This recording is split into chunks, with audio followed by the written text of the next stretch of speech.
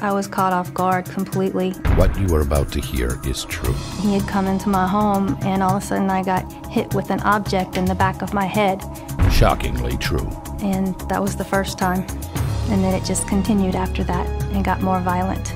You are meeting Tracey Mutes. In the beginning, I would say I fell because I would be threatened by him, that he would kill me if I reported him. A crime victim in St. John. But the injuries continued to where I was actually going to the emergency room quite a bit.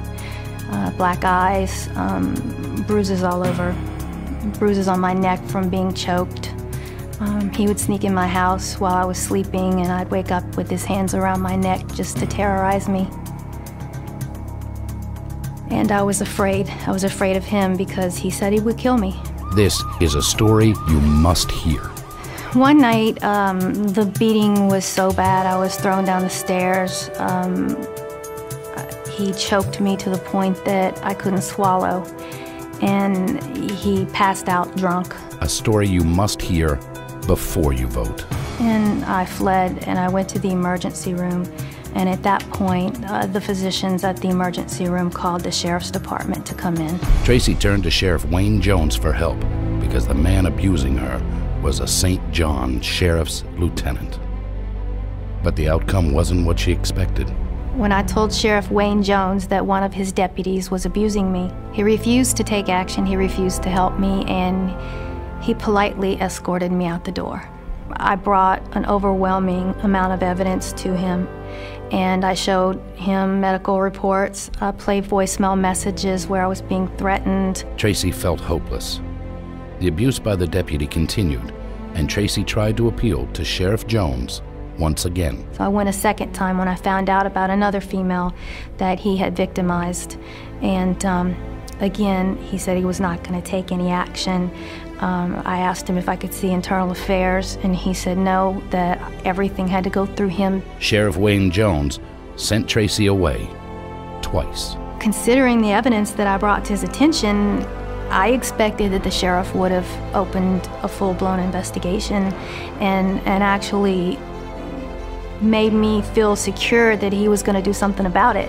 But when he escorted me out the door, and I left sobbing and terrified, because when you go to the highest ranking officer who's governing all of these other officers and he discounts you completely and walks you out of his office, you feel hopeless. I felt hopeless. And so then I decided I had to take matters into my own hands and find someone who would investigate it. Tracey Mutes was raped, beaten, and threatened with death by a sheriff's deputy. And he just started hitting me, and then he wanted to have sex. When you have a loaded 9mm next to your head, and you know, it's hard to explain why people are afraid to report things like that, but he was the law. You know, they wouldn't believe me over him in most cases, I thought. Tracey took her case to the state police.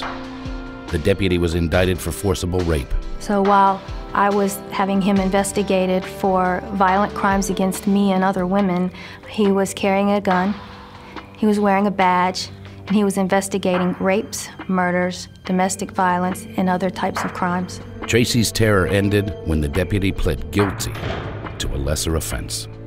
What made you decide to plead guilty? Have anything to say? No, sir. Tracey's torment should have ended with a visit to the sheriff, but it didn't. And now Tracey's horror may be the sheriff's worst nightmare. Sheriff Jones doesn't protect families. Sheriff Jones protects the people that he chooses to protect. He defends his officers when he knows they're committing crimes. It's happened numerous times over the past few years, and these people were high-ranking deputies who have been in trouble with the law for really violent crimes and hurt a lot of people.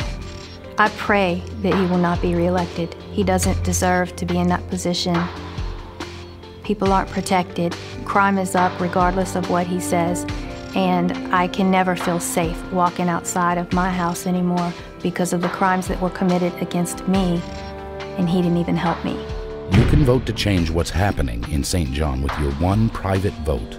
Tracey mutes Shirley Will. Please vote for Mike Trigg. Sheriff Jones has to go.